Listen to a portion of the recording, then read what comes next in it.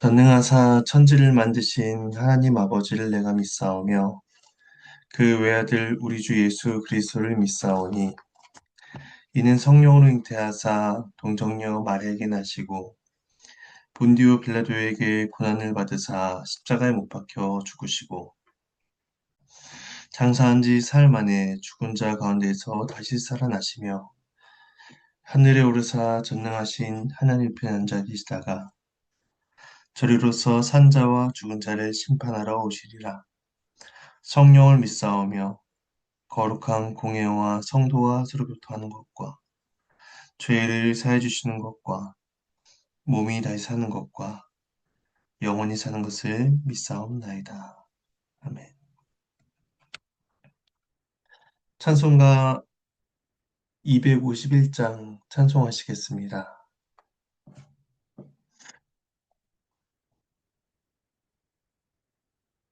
찬송가 251장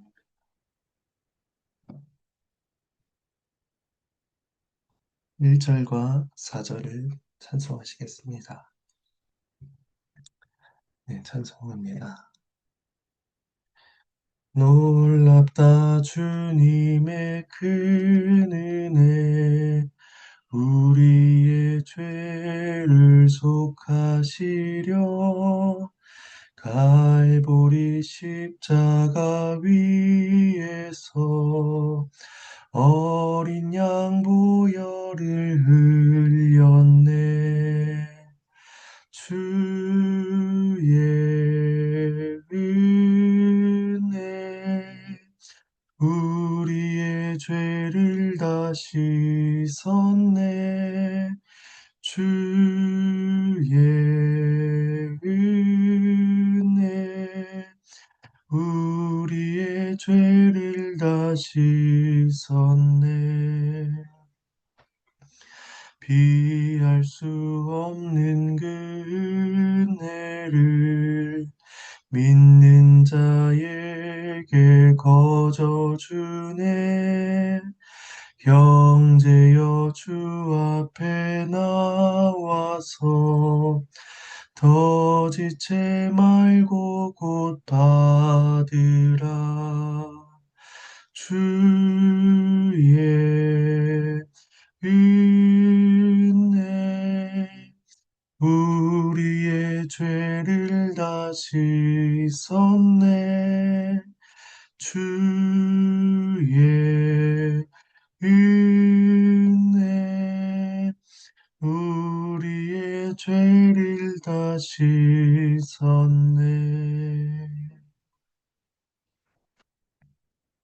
잠시 기도하시겠습니다. 하나님의 은혜에 감사를 드립니다. 이 시간 스가랴 말씀을 함께 읽으며 주님의 뜻을 구하오니 우리를 깨우쳐 주시고 주의 뜻을 분별하여 우리 믿음과 삶에 적용하도록 도와주시옵소서.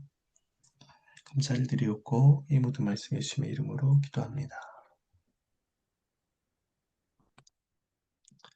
함께 보실 말씀은 스가랴 8장 14절에서 23절까지 말씀입니다.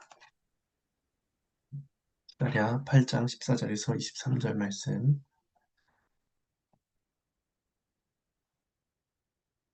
주의 말씀을 나누겠습니다. 하나님께서는 이스라엘의 죄악으로 인하여 그들을 심판하셨지만 동시에 그들을 향한 구원의 계획을 가지고 계셨습니다. 오늘 본문에서는 하나님께서 그 재앙의 뜻을 돌이키사 그들에게 은혜를 베풀기로 뜻하셨으니 그 은혜를 받은 자들은 여호와께서 기뻐하신 일을 행해야 할 것이다.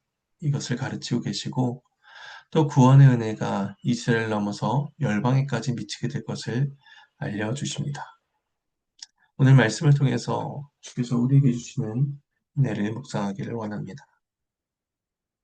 먼저 14절과 15절 말씀을 봉독하겠습니다. 만군의 여호와가 이같이 말하노라. 너희 조상들이 나를 경노하게 했을 때에 내가 그들에게 재앙을 내리기로 뜻하고 뉘우치지 아니하였으나 이제 내가 다시 예루살렘과 유다 족속에게 은혜를 베풀기로 뜻하였나니 너희는 두려워하지 말지니라. 하나님의 말씀입니다. 이스라엘의 조상들은 여호와를 경노하게 했습니다. 그들 구원을 베풀어 주신 은혜, 또 율법을 통해서 선하신 뜻을 알게 하신 은혜, 그 모든 하나님의 크신 은혜와 사랑을 망각하였습니다. 죄로부터 돌이키라는 하나님의 부르심을 거부하였습니다. 이에 하나님은 그들에게 재앙을 내리기로 결정하셨죠. 하나님은 공의로운 분이시기 때문에 그들을 심판하실 수밖에 없었습니다. 그런데 이제 하나님은 이제 그 뜻을 돌이키사 재앙을 거두시고 은혜를 베풀기로 뜻하신 것입니다. 근데 여기에는 이스라엘의 어떤 변화나 결단이 전제되어 있지 않습니다. 그들이 태도를 바꿨기 때문에 하나님께서 뜻을 돌이키신 것이 아닌 것이었죠. 하나님께서 은혜를 베풀어 주시기로 작정하셨기 때문에 그들이 이러한 회복을 경험할 수 있게 된 것입니다. 시편 기자는 이러한 하나님의 은혜를 다음과 같이 고백합니다. 시편 30편 5절에 그의 노염은 잠깐이요 그의 은총은 평생이로다.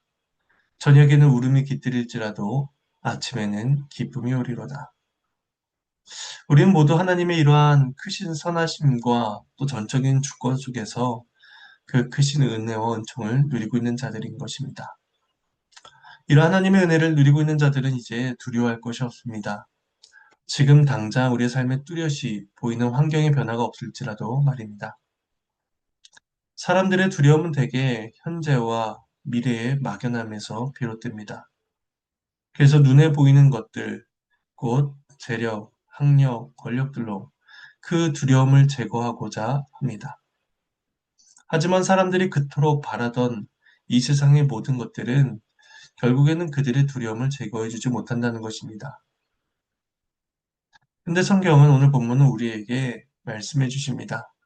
내가 은혜를 베풀기로 뜻하였으니 두려워하지 말라. 내가 너희를 사랑하기로 뜻하였으니 두려워하지 말라는 것입니다.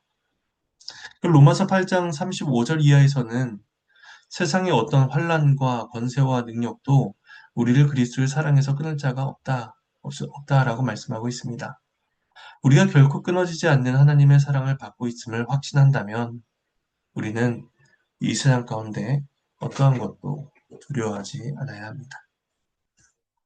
그렇다면 하나님의 이러한 은혜와 사랑을 받은 자는 어떻게 살아가야 하는가? 16절과 17절 말씀을 봉독하겠습니다. 너희가 행할 일은 이러하니라. 너희는 이웃과 더불어 진리를 말하며 너희 성문에서 진실하고 화평한 재판을 베풀고 마음에 서로 해하기를 도모하지 말며 거짓 맹세를 좋아하지 말라. 이 모든 일은 내가 미워하는 것이니라. 여호와의 말이니라. 하나님의 말씀입니다.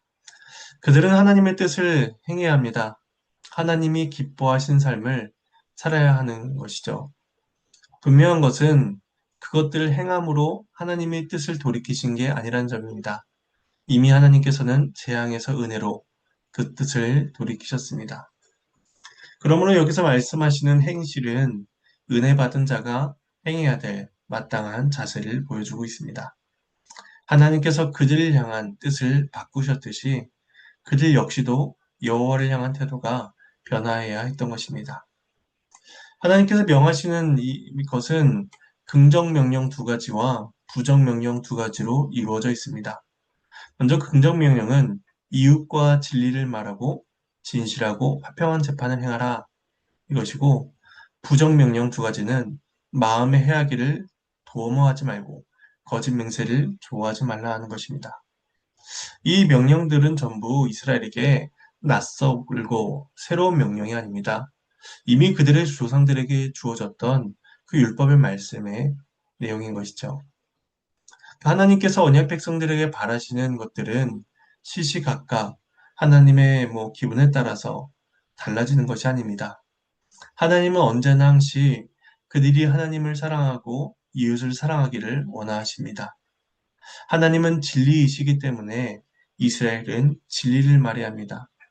공의를 행하며 화평을 전해야 합니다. 또한 행위만이 아니라 마음으로라도 이웃 해하기를 금해야 하며 나의 이익을 위해서 타인의 유익을 침해해서는 안 되는 것입니다.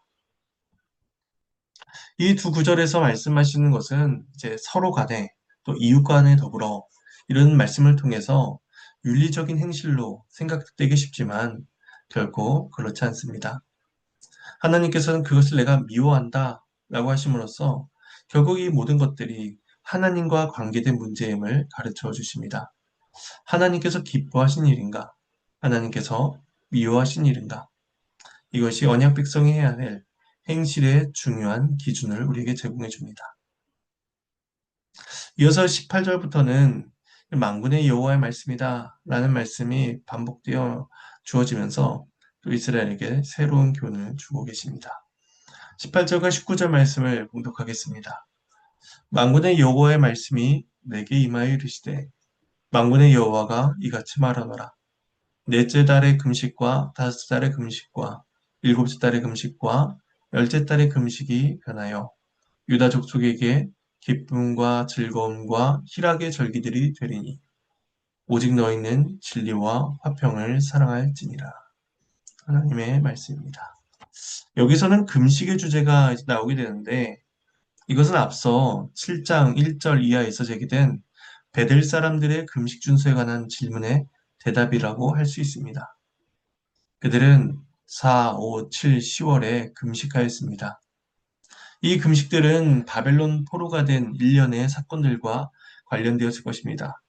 예루살렘이 포위되고 함락되고 멸망된 것을 탄식하며 그들은 금식을 통해서 철저하게 애도해 왔던 것입니다. 그런데 이제 이러한 슬픔의 절기들이 완전히 변하게 될 것임을 가르쳐 주십니다. 애통이 아니라 기쁨과 즐거움과 희락의 절기로서 그들에게 베풀어진다는 것이죠. 이것은 과거의 성전 파괴와 예루살렘 멸망이 완전하게 잊혀질 정도로 회복되는 그러한 온전한 모습을 우리에게 의미해 줍니다. 그래서 어제 본문에서 보았듯이 예루살렘은 진리의 성읍이 될 것이고 평강의 씨앗이 심겨지는 그런 완전히 새로운 평안의 나라로 바뀌게 된다는 것입니다. 그러므로 그들은 과거의 슬픔, 애통함을 잊고 이제 진리와 화평함을 사랑해야만 합니다. 이때 진리라는 것은 단순히 사실의 옳고 그름만을 말하는 태도를 뜻하는 것이 아닙니다. 이 진리는 하나님과의 언약 관계에 있어서 그들이 충실한가, 그렇지 않은가, 하나님과의 관계를 돌아보라는 것입니다. 그리고 화평 역시도 단순히 이웃들과 평화롭게 살아야 된다는 것을 의미하지 않습니다. 화평은 하나님과의 관계가 회복된 자로서 살아가고 있는가, 이것을 우리에게 먼저 바라보게 합니다.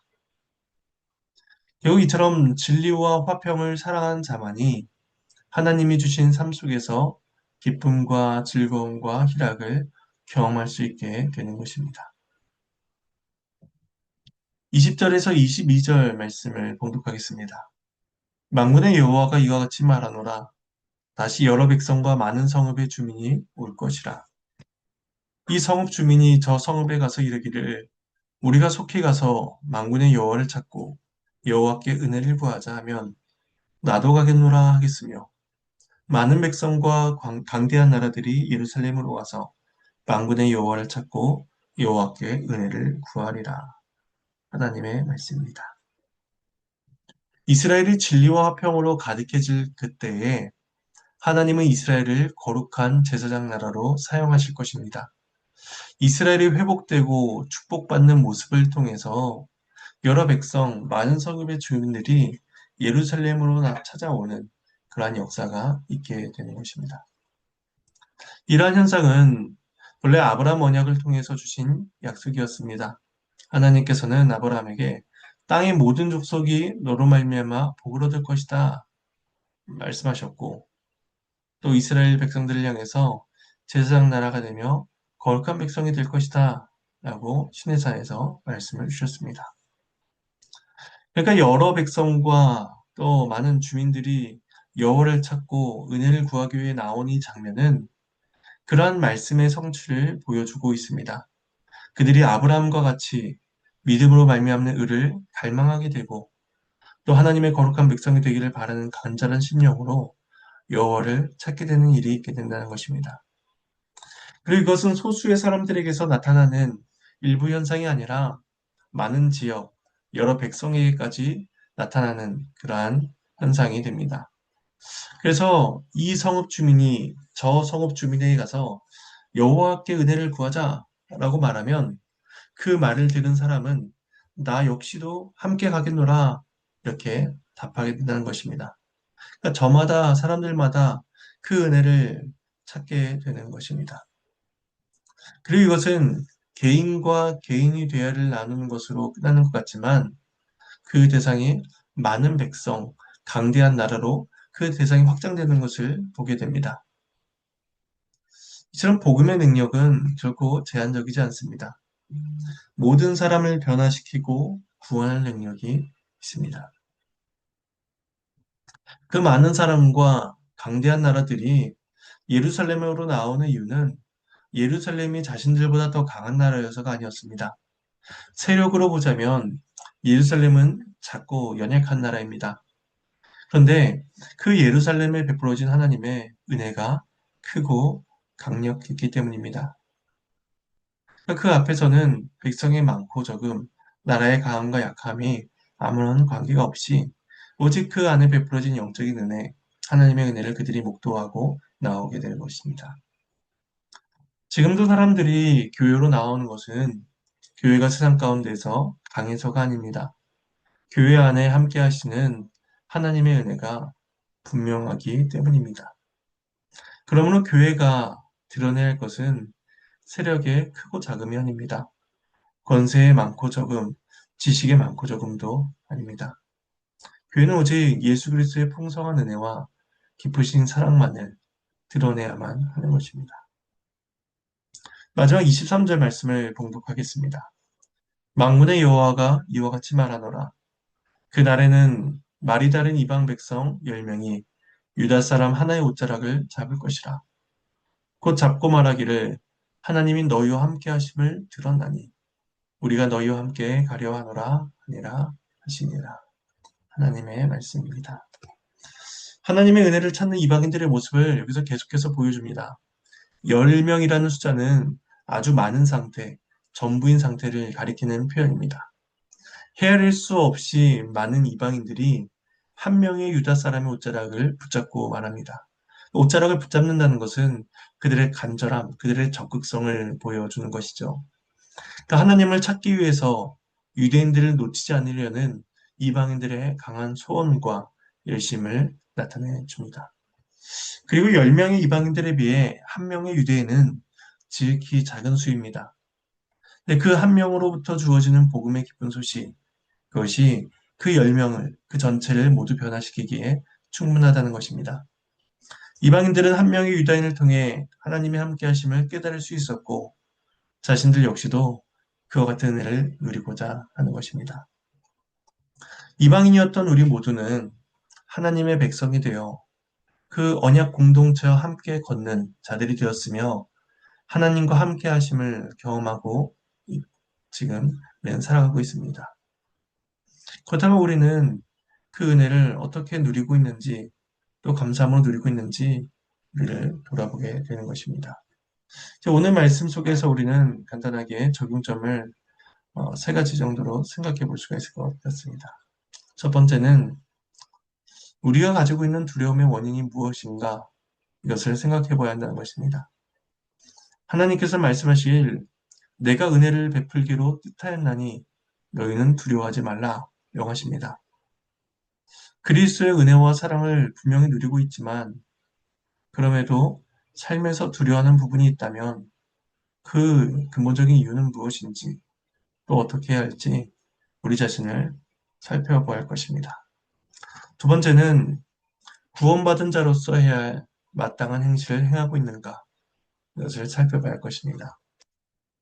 하나님께서 우리에게 진리와 화평을 사랑함으로써 이웃과 하나님 앞에서 이렇게 올바른 행실을 행하라 말씀하고 있습니다.